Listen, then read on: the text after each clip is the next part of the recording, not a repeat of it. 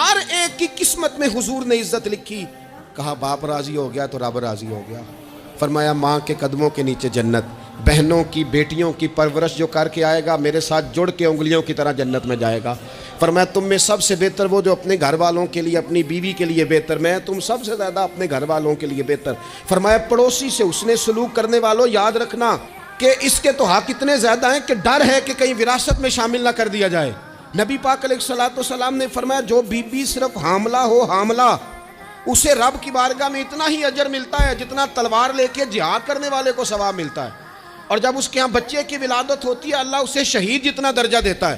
اور جب وہ بچے کو دودھ پلاتی ہے تو ایک ایک گھونٹ کے بدلے رب غلام آزاد کرنے کا ثواب عطا کرتا ہے. یا رسول اللہ اسی کی صرف شان ہے؟ فرمایا نہیں، آدمی کے بال سفید ہو جائیں، مومن مسلمان سفید بالوں والا، اگر تم نے اس کی عزت کی تو سمجھ لینا تم نے اپنے رب کا احترام